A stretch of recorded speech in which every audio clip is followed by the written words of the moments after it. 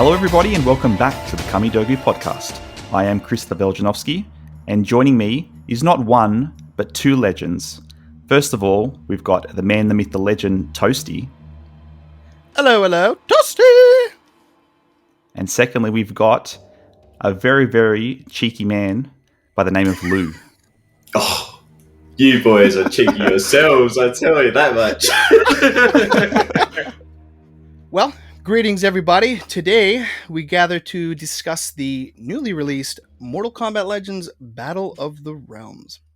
The same animated movie that has in fact received a lot of mixed criticism. However, with weaknesses also come the strengths. And so we are greatly looking forward to exploring just what those are today. Mind you, there will be a bunch of mixed opinions flying around, but that is to be expected. The main goal here is to have fun, recognize certain aspects of the film, and perhaps explore how they can improve for future installments. Without further ado, let's get on with the review. Absolutely. Just before we get started, please follow and subscribe wherever you watch or listen to the podcast, and leave us a rating or review wherever you take in this amazing series, purely because it does help a lot, and please tell a friend about us. To get started, I thought maybe we could chat about the cover art that was released. I thought it was fantastic. What do you guys think? I thought it was definitely, pretty appealing. To be honest, I thought it was, I'm not going to lie, I thought it was a little misleading, actually. Because when I seen it at first, I thought, oh, sick!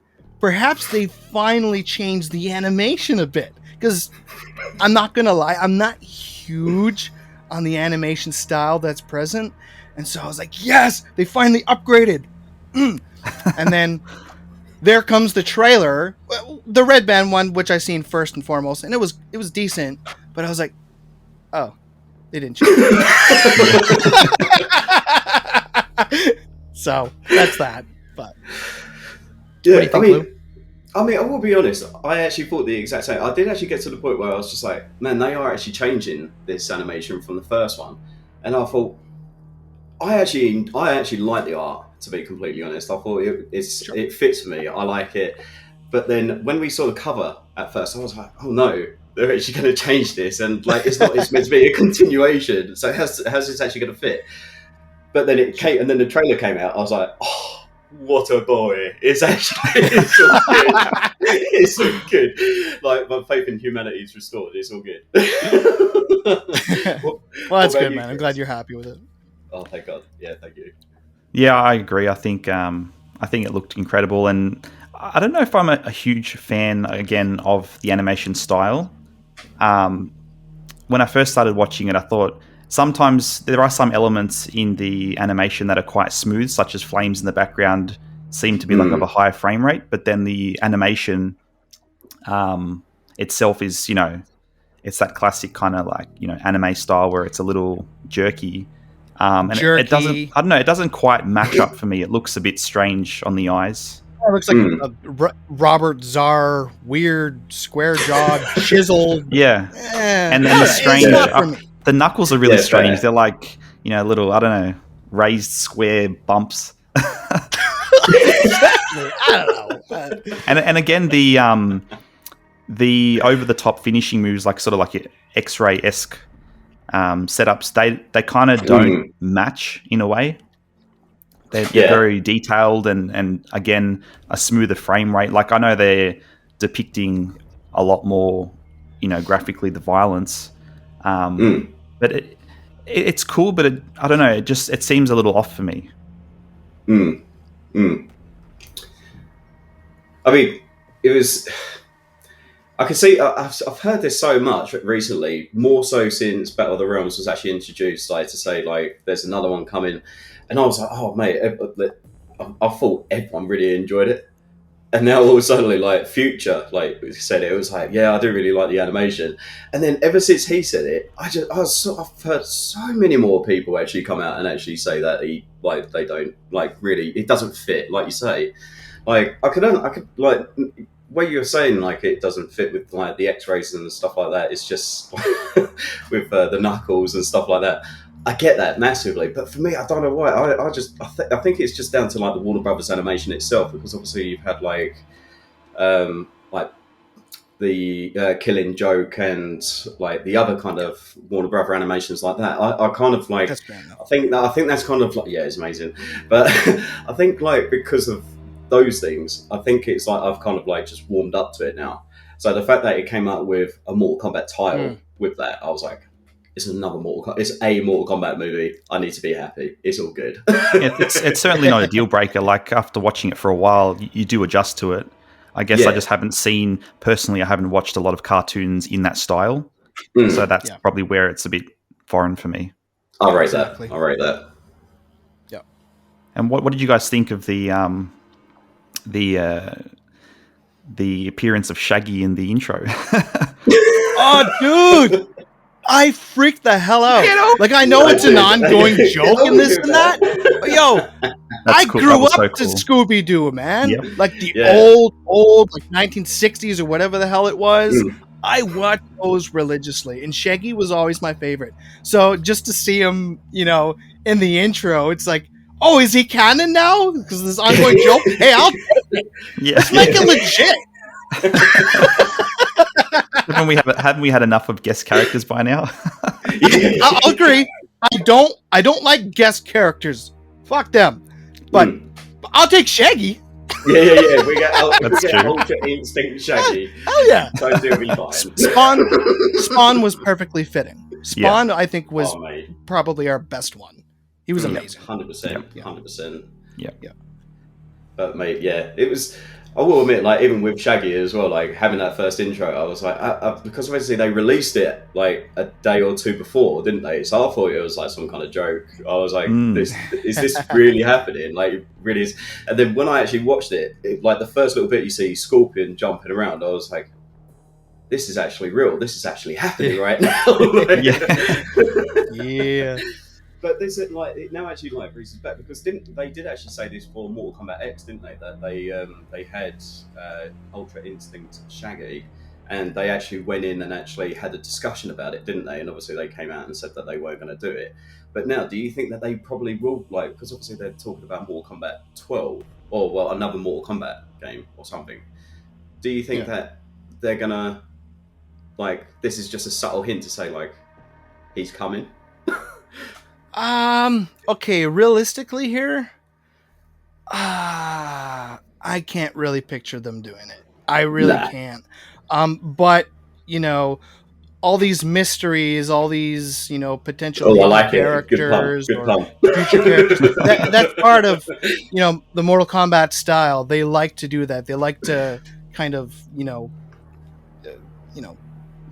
push at the audience and be like, hey, maybe, but it has a lot of their claims or rumors haven't come to fruition.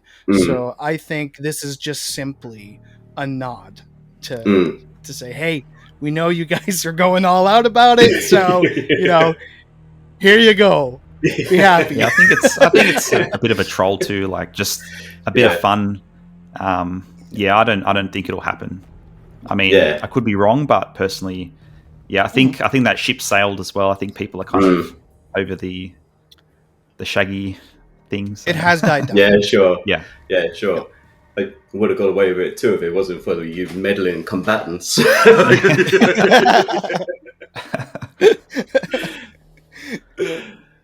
All right, so I guess maybe we'll move on to the intro. So the intro itself, I think in many ways was kind of similar to the movie, the 2021 movie, in that, a bunch of people got their butts kicked. Raiden showed up way too late to save a child. Yeah.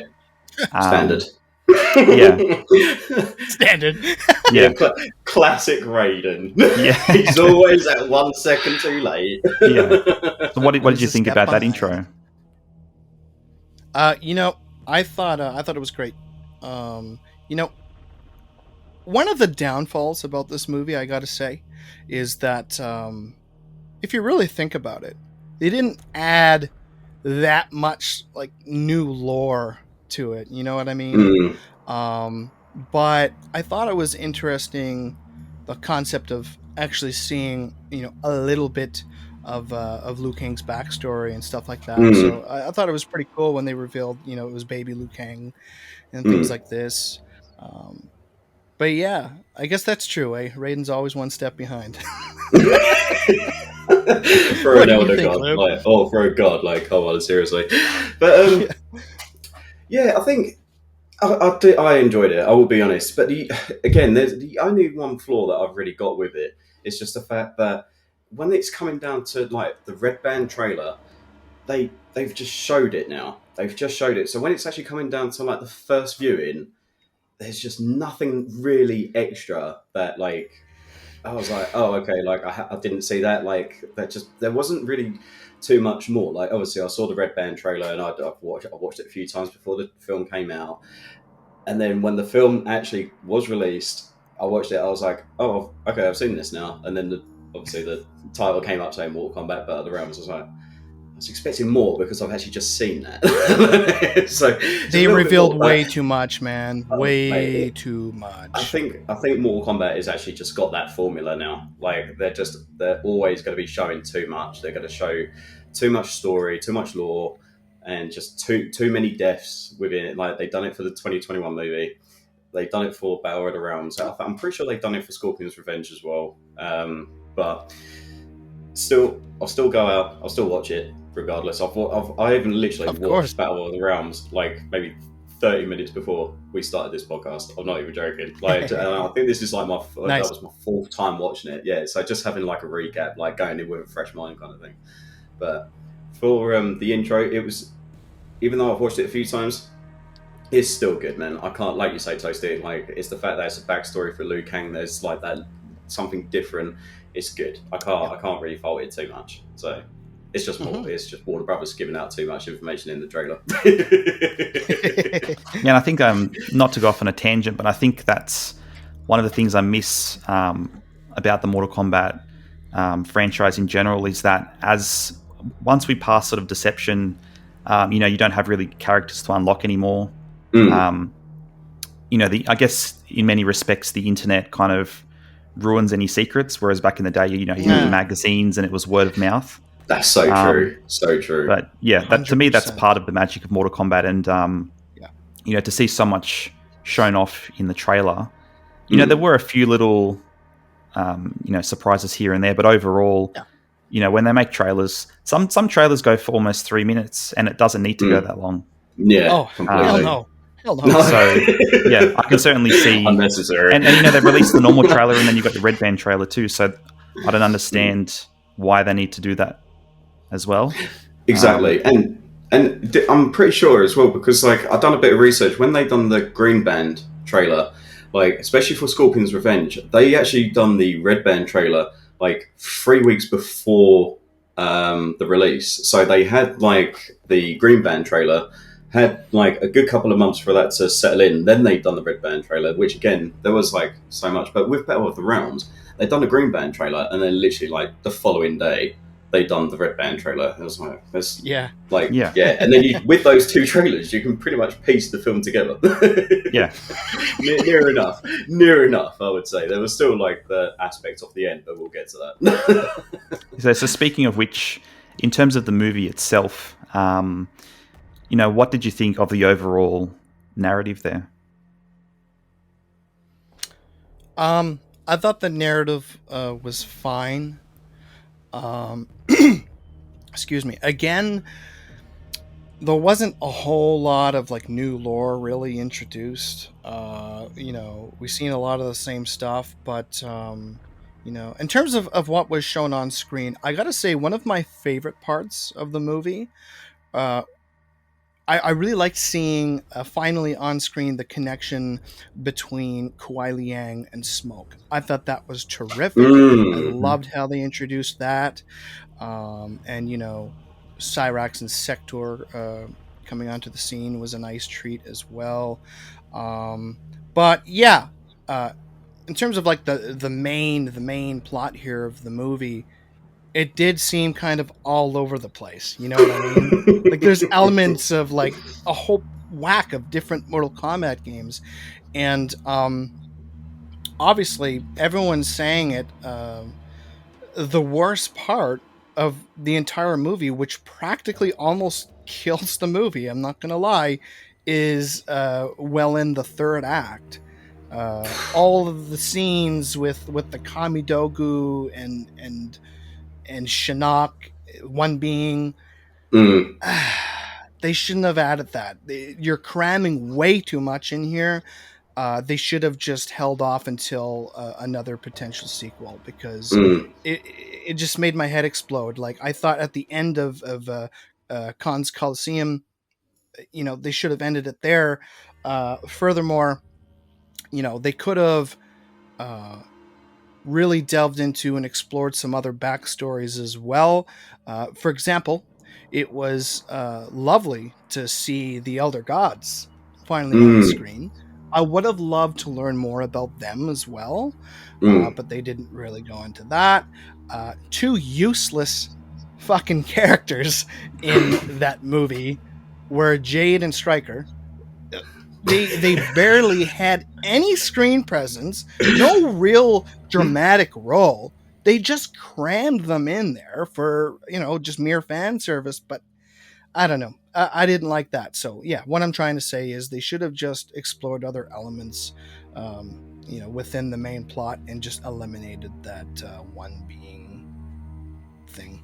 But yeah, what do you think, Luke? Christopher, Toasty. Here we go. Hi. Where I was watching this film not too long ago, like within the last half an hour, like I said, I wrote down exactly certain points of the film that certain things took over, right? So, obviously you have the first act, first 15 minutes you have Liu Kang, Raiden, all their little story, followed by with the Outworlders invading Earthrealm. Within 15 minutes, not even joking, 15 and 41 seconds, Shinnok's story got introduced.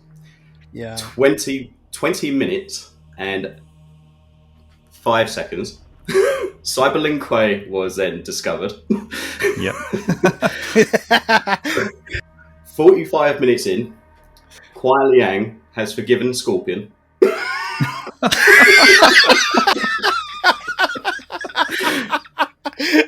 1 hour, 5 minutes, and 27 seconds.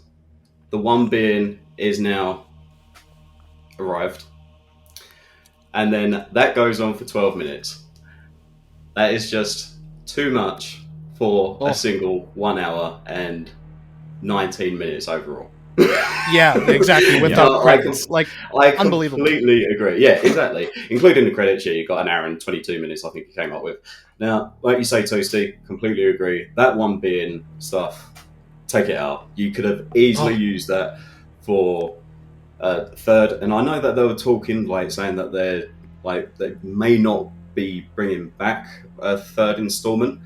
But even if, I think this film would have done so much more, having a lot of fans coming back wanting that third one. Even if they teased it how they did for Scorpion's Revenge, that you had Shao Kahn, because us Mortal Kombat fans, we know what the next step is. Even that they've changed it, that Scorpion won the tournament, and so on and so forth. But, they could have easily teased Shinnok with that, with the Kamidogus, and they just rushed so much into it. There was 5 plots in this short thing. It was just so unnecessary, man. So unnecessary for me. I just want to say there was a few things that were just way too cheesy in here for me too, which kind of brought it down a notch. I think a few scenes really reminded me of MK Annihilation, if you think about it. Oh my god, you said the next thing I was going to say. There's the one being in the dragon fight. I'm like, oh man, that's way too Annihilation. Then you see Sub-Zero acting like the Silver Surfer, just sliding around. I'm like, that's like him in Annihilation going across that pole. The ice pole. Also, and Raiden, I'm gonna sacrifice my powers and this and that to become immortal. I'm like, oh, again, another annihilation thing. You know what I mean? I'm surprised he didn't have a nice new haircut. Yeah. He just comes out like fully bald in this one. No colour change, nothing. He's like full on skinhead. Or even like a little mohawk or something like that. Who knows? But anyway, but saying that, also one other thing as well, like even when Katana and Raiden have their little fight, obviously she turns and throws her fans at Shao Kahn, and then Shao Kahn like grabs her and she spits blood at him, and I was like, oh, it's like having that wine all over again. That's true, man. Yeah. Oh my god. Yeah. My god, that's so true. Crazy, right? Crazy. But that's amazing. Christopher, what about you, my man? What about you? Yeah, I mean, I guess not to sound like a broken record, although I really enjoyed it, I think it was definitely all over the place. I think the one being Kamidogu thing with Shinnok could have been its like entirely own movie. And yeah, I mean, they seem to kind of, you would follow a certain plot, and then suddenly, like you said, Cyrax and Sector jumped in, and then there's the whole automation thing, and then Sub-Zero and Scorpion are wrestling in trying to get the from Kamidogu, and yeah. And while I can appreciate everything they did, I do think it's way too much. And it was very lopsided. The pacing was all over the place, and some of the characters. I think something I have to mention is Li Mei. So, or Lei Mi, as I would like to say. Yeah, Lei Mi, McLeod. Boys, learn how to say her fucking name. So I mean, like, she was introduced. I remember seeing her in the trailer. I remember seeing her in the trailer, and I was like, "Oh, she's a character that I think has been underrepresented in the series." Yes, I think she's shown up in, I think it was a Mortal Kombat X's story mode, but she didn't really have a part in that. So much. And then when I saw her in the trailer, I'm like, "Oh, cool! They're going to bring back some 3D area characters," and that era got crapped on because she was in there for like 5 seconds and got her butt kicked. And the thing that confused me a lot was I didn't know where exactly this movie sat, because you'd have like Mortal Kombat X costumes and a few arenas, and then you had like D'Vorah, but then there were no other characters or arenas from other games. Like there was Mortal Kombat 9, there were a few arenas. There was Shao Kahn's throne room from there, which those arenas looked incredible in those scenes in this movie. Yeah. But it was almost like someone, like when whether it was Jeremy Adams or whoever took it in that direction, it was almost as if they had a basic story in mind and they needed to pad it out, so they we'll grab that from there and that from there. And when it all got put together, it was a very enjoyable movie. I really liked it. I certainly liked it more than Scorpion's Revenge. But me too. Very unpopular opinion. Yeah, I did. Yeah, definitely unpopular. Because when I saw a few reviews, including yours, Lou, and I could tell that I didn't go into it expecting too much because it seemed like there was a lot of negativity around it. But yeah, when I watched it, I really enjoyed it. Fair. Yep. I just think, if it was, I don't know if it was rushed or maybe they were happy with the way it was. But I think if a few more people looked at it, I think, like I said, you easily could have split that off into 2 movies, fixed the pacing, and it would have been a much better movie. Yeah. The director was pretty confident about it too there, from what I understand. He's like, "Oh yeah, it'll beat MK 2021. Oh yeah." I don't know, man. I mean, in some ways, I kind of did. Take my word. Yeah, in some ways, I kind of did enjoy it more than the live-action movie, purely because you had the nostalgia hit when it came to like seeing Khan's Coliseum. It was almost like a carbon copy of what you saw in the games. So for me, it was really exciting to see that. Absolutely.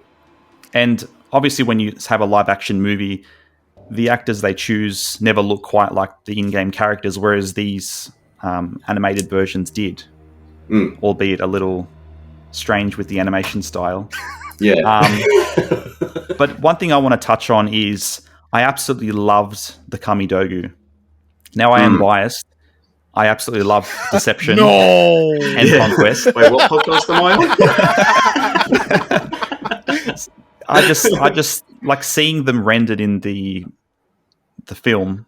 It took me back to my Conquest days in playing Deception. I'm like, oh god, like in Mortal Kombat X, they turned into daggers, and I'm like, no. I did not like that. Yeah, not what was like that about, mate? Yeah. What was that about? Like in terms of, to me, I love the way they look. I like that they're representations of the fragments of the one being, the realms, the star jewel of each realm, essentially. And seeing that was exciting. But in terms of the Kamidogu, it was only the Earthrealm one that they needed, correct? Shinnok had all the others already? Yes. Yeah, he already had the other 5, I believe. Yeah, he already had them. So it was, So you have to ask the question, why not have that its own film? And it could be about someone trying to collect the majority, if not all of them. Sure. That would... Because there was no drama. It was more or less... They grabbed the Kamidogu, they flew through the ceiling, and the plan was done. Yeah. And it was like, come on, like, you could drag that out for an entire movie. Easily. And it would be so exciting. And you could have so many scenes, even if they could even... Because they belong in each realm, you could have them go to Chaos Realm and Order Realm. Like, how cool would that be? Oh, that would be cool. Mate, that would have been amazing. All that stuff. Yeah. It's such a missed opportunity. It's such a shame. Oh, yeah. Absolutely. Because that's actually one of my biggest complaints with, a lot of these recent, MK films and all that is they really, really need to show off more of the realms here. Because we're always seeing just fucking Earthrealm and Outworld. Maybe sometimes Netherrealm. But it's like, there's so many other worlds. There's, I want to see more of like, what Zotero was like and the Vaeternus and, the Dream Realm and all this even stuff. Edenia is always referenced, but you never really see it. Even. Yeah, my god. Yeah. So I Edenia's beautiful. Yeah. Yeah, exactly. Like I actually thought that because when shortly after the 2021 movie came out, there were talks like Joe Taslim has signed up for 4 more Mortal Kombat films, whatever. I was like, if they could do this, like if they were going to go down the new route and actually say like Sub-Zero was like a Cryomancer from Outworld, like there was like that little Cryomancers from Outworld and whatnot, they could easily just made that as like its own little story itself. Yeah. Like, and have that in Edenia. Like, and that, like, we need to see it. We need to see a lot more, like, of it. Agreed. 100%. Yep. What did you think about, so for instance, Raiden dies, Kung Lao dies. I don't think... Kung Lao fought really well in the beginning. Actually, one thing I want to mention is with the whole Khan's Colosseum scene, or scenes, one thing I noticed was that the Outworld warriors were painted to be super strong, especially Shao Kahn, like he was ridiculous. Yeah. And then Earthrealm, aside from, I think there was one torpedo or Flying Superman from Raiden, I don't think I ever saw anyone do a special move at all. It was just hand-to-hand combat. No. And to me, like, every character has a unique ability. Why wasn't that exploited? Why was everything just bare bones?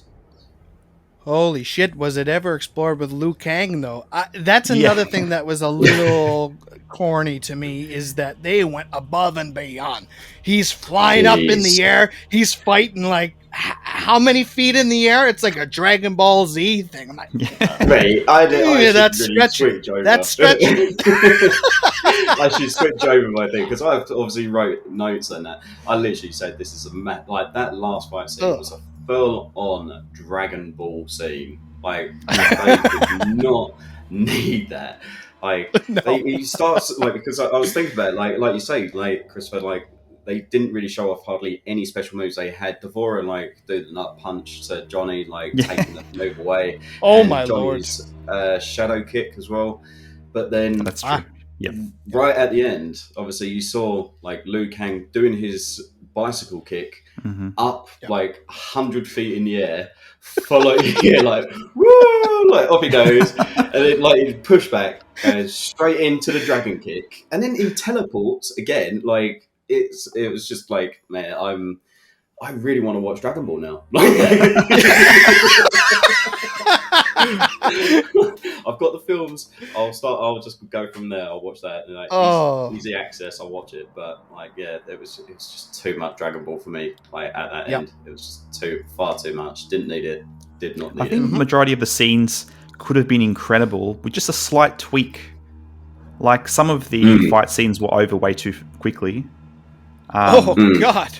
I mean, like when Shao Kahn was driving Javelin up the Javelin into Raiden, I was like, damn, this is savage.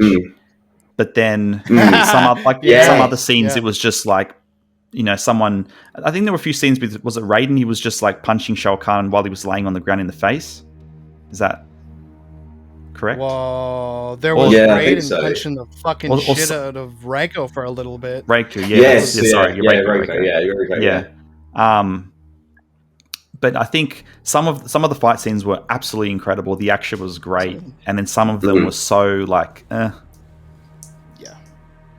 So you saying that about Raiden, obviously having all the things going through him from Shao Kahn, that made me get to like a real good point that I feel like Raiden is the ultimate confidant. Because literally as he's like dying, right, he's raised Liu Kang, right? He's raised Liu Kang. It's only until his last dying moment that he just says to him on the floor, he goes, Liu Kang, your parents loved you.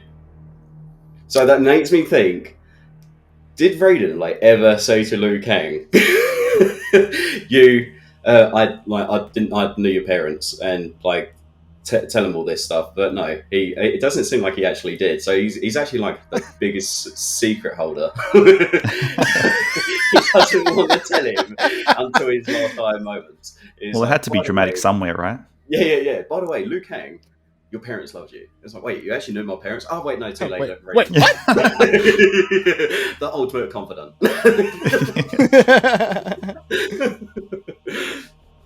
Yeah, I don't know.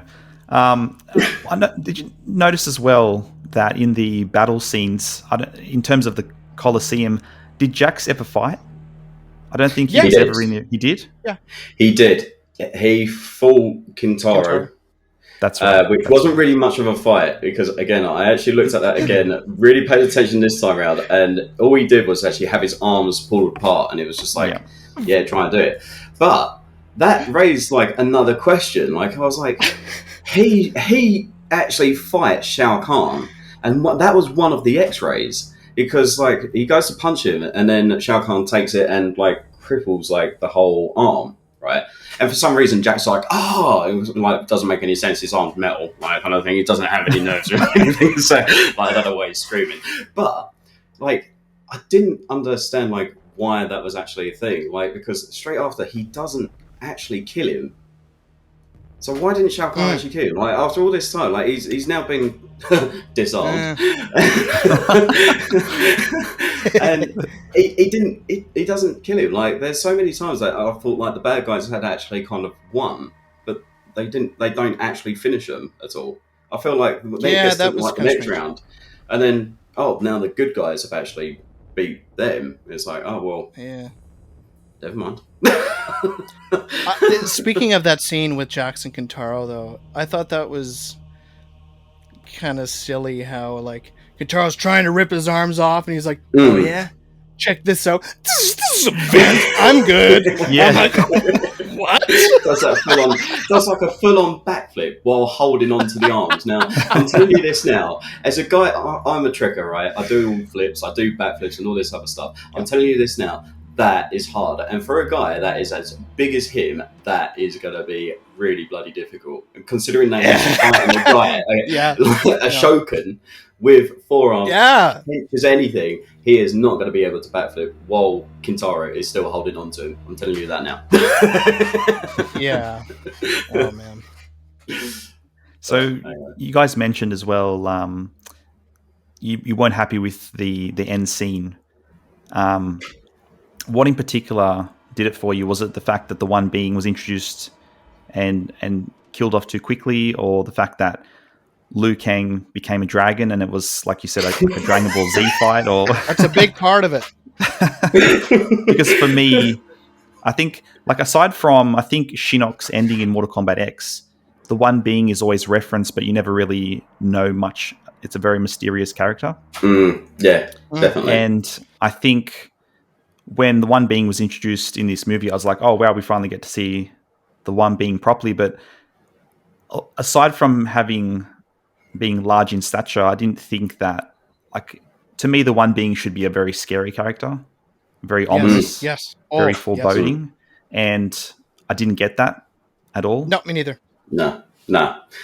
So, yeah, I would actually say it's both. Like, literally, as soon as it came to the fact that Liu Kang had won the tournament, like, that last 12 minutes, the last 12 minutes of that film was like a completely different film. It just did not fit. Really did not at all. And I can kind of see what they were doing, but at the same time, it was like another Dragon Ball flying off all into the air and just like separating the realms again, and it's just completely unnecessary. And yeah, it was just like I don't know how to really explain it, but it kind of felt like just a real like monster fight more than anything, like a sequel to like Godzilla versus Kong, but it wasn't Godzilla or Kong. It was like its own little spin-off.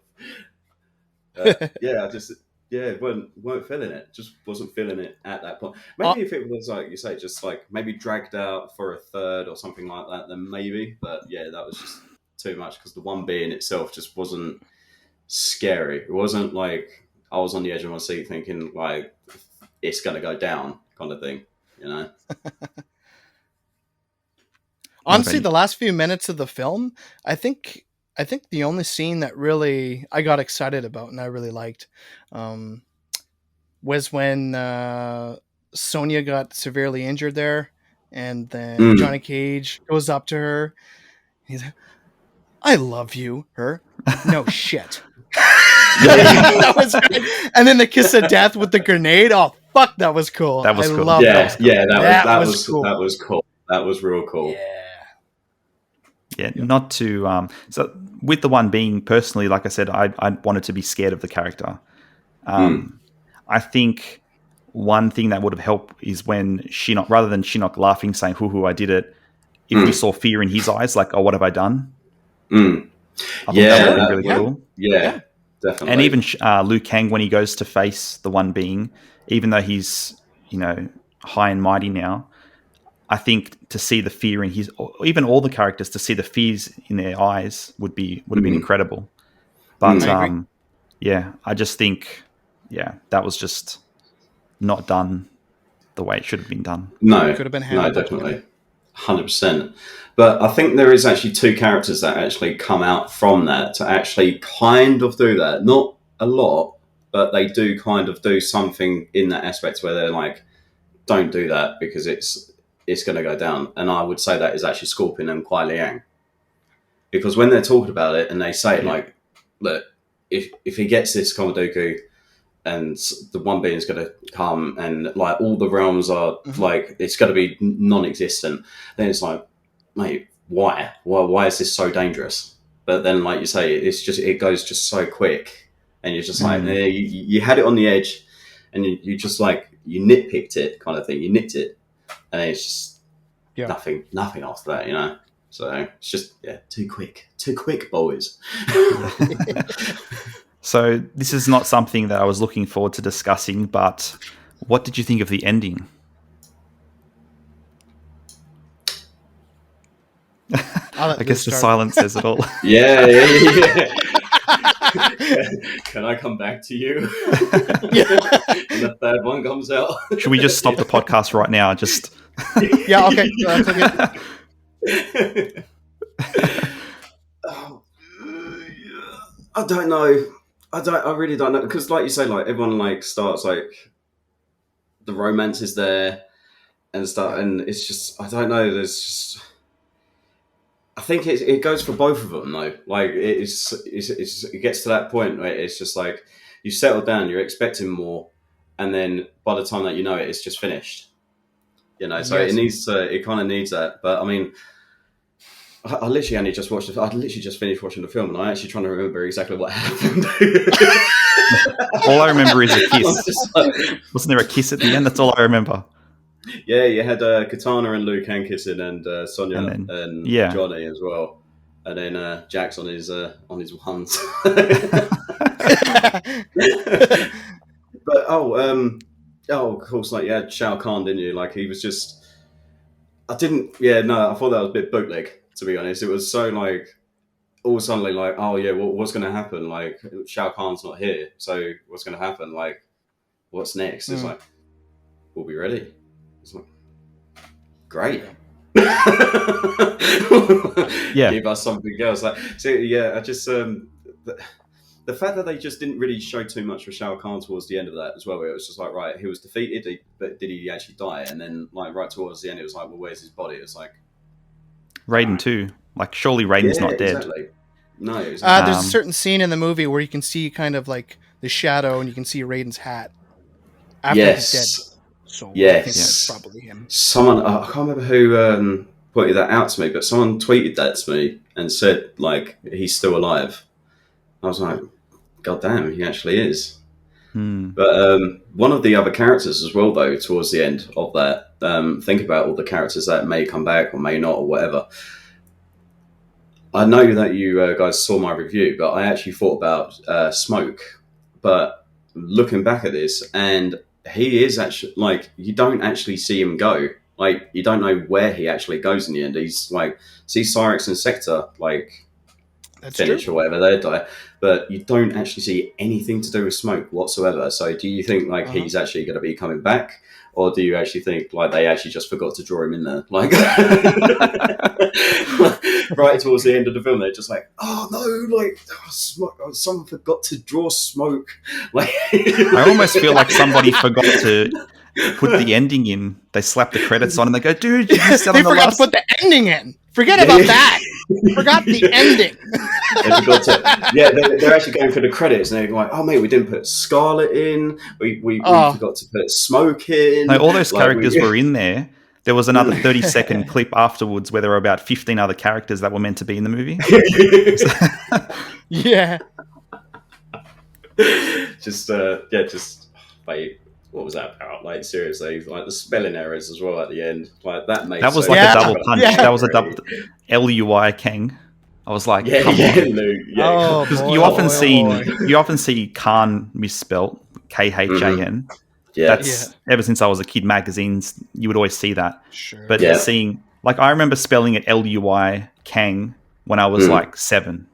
Mhm. You know, like, Yeah. like surely someone would have looked at the end credits, and I mean, there may even be other errors in there, but that's a pretty major one. Yeah, definitely, 100%. Great, and was it Kuai Liang as well? Yeah, Kuai Liang was also spelled wrong as well, wasn't it? It was Kuai Lang. Yeah, that's Unfortunate. Never mind. What did you think about the ending, Posty? Yeah, sorry, mate. Oh, it's maybe he got smacked himself. Hello. Hello? So, for some reason, you guys completely froze, and I didn't hear anything for a while. Oh, really? Oh, fair. Yeah. Oh, yeah, by the way, I forgot to mention, it's raining cats and dogs out there, and there's actually a tornado watch here right now. Oh, there you go. Woo! So if we just see you just, blast out of the screen, Then you'll know what's going on. and that would be a better ending to this podcast than the movie. See you later. That's good one. That's good one. I like Oh, mate.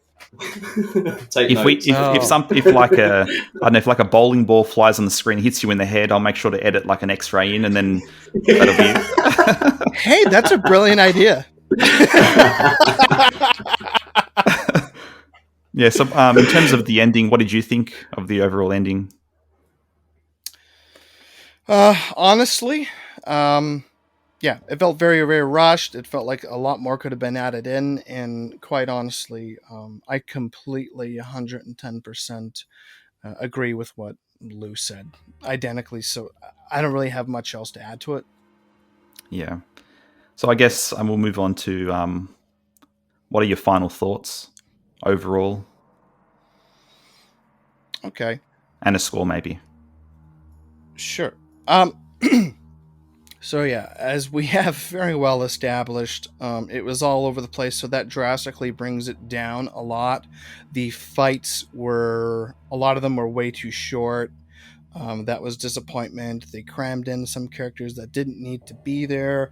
I gotta say, most of the performances I thought were spectacular, and yeah, they were very well executed. They were cast very well. Um, Personally, my two favorites, obviously, this isn't a surprise, but Joel McHale as Johnny Cage, again, another He was great. screen stealer. You know, he was phenomenal, and he heavily goes on with the improv as well, right? So much respect to him on that.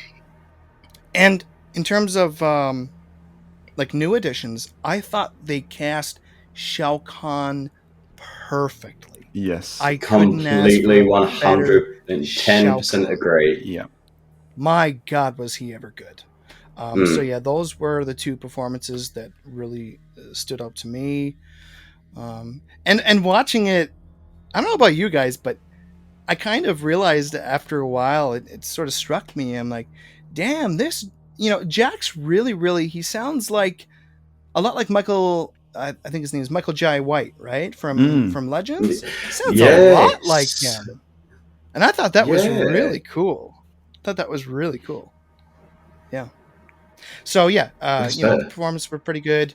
I really, you know, in a way, I really respect and appreciate, you know, the whole ambition of this project. They really wanted to go all out there. You know, add in a lot of neat Easter eggs and stuff like that. But it's just unfortunate that it got a little too much there and a little wonky. But you know, there were a lot of things I really appreciated. I thought the battle scene, like the big war scene at the beginning, was pretty sweet.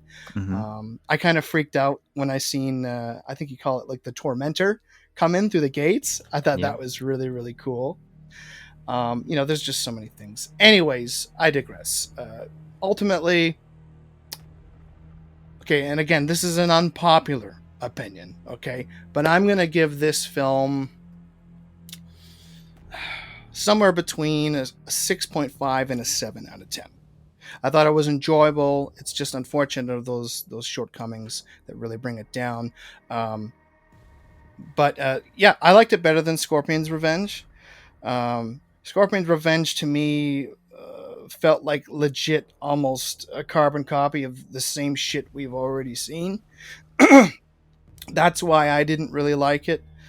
And yeah, again, you know, I was just kind of like slapped with this whole new animation style, and I didn't really like that. But yeah, I really gotta give it to them for trying their best with Battle of the Realms. I did have a lot of fun. I've watched it a number of times thus far, and I guess we'll see if there will be another sequel.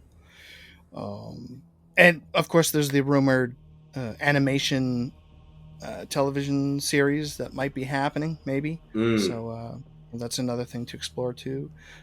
Anyway, what did you guys think? Do you want to go first, Lou? Yeah, sure. So, like, overall, like, I will say, like, yeah, there's the same thing, really. Like, there was so many things that were crammed in, but, like, overall, it's a Mortal Kombat film. Like, I'm a huge Mortal Kombat fan, I will be to the day I die. And the fact that we have got another one, it's a sequel to the one that we've already got. And yeah, like the first one, Scorpion's Revenge, like it's a story that we've heard and seen so many times. But the fact that we've now had this one, and there's so much lore from so many other, like from the games and stuff like that, just nitpicks from loads of other like ones from there. It is good. I wish that like the fight, because I said the same about the 2021 movie. I wish that like there's more fighting in this. Like at the end of the day, it's Mortal Kombat. Like give us the fights, give us like the brutalities and the fatalities. Give me all of it, boys. I want it. But there was so many like little plot holes as well. One little thing I didn't actually mention, like obviously when Scorpion does actually go to Raiden just before the Earthrealmers go to Outworld and have their Mortal Kombat tournament, I think it would have made more sense if Scorpion just went with the Earthrealmers, because Raiden just says like, you've just got to run, basically. And it would have, I think, like even just from down to like the Elder Gods getting involved kind of thing. I think like if Scorpion was with Raiden and the rest of them, he would have been okay, kind of thing, or like more of an interesting story, maybe having like again Sure. Cyber Way going with the Outworlders, maybe for whatever reason. But as an overall film, it was good. I really do hope there will be a sequel that is going to be longer. I always say this about a Mortal Kombat film as well. It has to be longer. And yeah, just with like a overall rating, I'm not going to go as high as 7, but I will say it's a 6.5, because I also have to think from an outsider's point of view as well, because like I tried to watch this with my girlfriend, and she doesn't watch a lot of things. So when I'm like trying to say, look, oh, this is amazing, it's Mortal Kombat, you have to watch it, and she's just like, nah, I don't get this. So I have to like I have to take her like little thoughts about it as well. Like, yeah, she's not a fan. I'm like introducing this to someone who's like brand new to it as well, so I'm seeing it from an outsider's point of view, as well as a huge Mortal Kombat fan as well. So I would say it's about a 6.5 overall for me. Yeah, I think, again, unpopular opinion, I definitely enjoyed it more than Scorpion's Revenge. To be honest, we didn't review Scorpion's Revenge on the podcast, but overall, I know Mortal Kombat's known for its violence, but to me, that's not what it's about. And I think in Scorpion's Revenge, especially when Scorpion was in the Netherrealm doing his thing, there were some points where I just literally, I almost got bored. I'm like, all right, enough with the blood, I'm over it. Like, it was just too much. I agree. Whereas this time, I think it was a lot more subdued. There probably were too many X-ray moves, but, I don't really, that doesn't weigh too heavily on my overall thoughts. I'm all about the lore, man. I want to explore that. 100%, man. Yeah. 100%. I mean, it definitely was far from perfect, but it was a huge improvement in my eyes. And overlooking a lot of the flaws of the film, I really did enjoy some parts. I think where it fell short, and where a lot of Mortal Kombat TV shows, movies, overall fall short, is that there's a lot of assumption made. So they'll introduce characters, but for a casual who's never followed the game before, they really have no clue who these people are, or there's like a one-liner to describe them. Yeah. Whereas I think something like the One Being, there should have been a bit of anticipation. Even Shinnok, because he was driving that new plot, they should have kind of described it a little better. Someone could have said, "Who's the One Being?" and then Raiden could have gotten his high and mighty voice out and described it, and Johnny could have thrown a joke in, or just to establish it a little bit more before they actually jumped into it.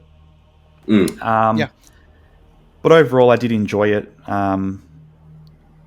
Again, biased, but I did love the Shinnok Kamidogu Scorpion Sub-Zero parts. Had they maybe been in their own movie, they would have been better. But I'll probably give it a 7.5 out of 10, which is probably higher than what most would give it. But I guess when comparing it to Scorpion's Revenge, that pushes my score up a little bit. Plus, taking out the parts that, the ending scenes, for example, I did have a bit of a blast with this one, actually. I quite enjoyed it. And it was, like Toasty, like you said, it wasn't the same thing we've seen over and over. There were, I didn't really remember the trailer too much, so that helped a bit.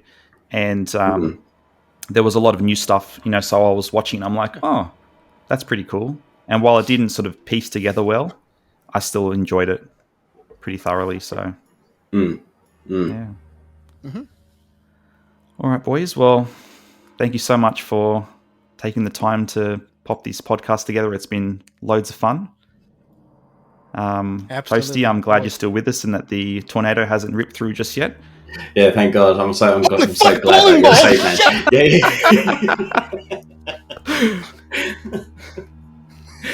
man. So overall, yeah, thanks so much for watching, guys, and big thank you to everyone who's supporting the podcast. Every subscription, every friend that you tell will make a difference, and we're looking forward to bringing you some super exciting content in the future. So, guys, thanks again once again. Take care, guys. Take care.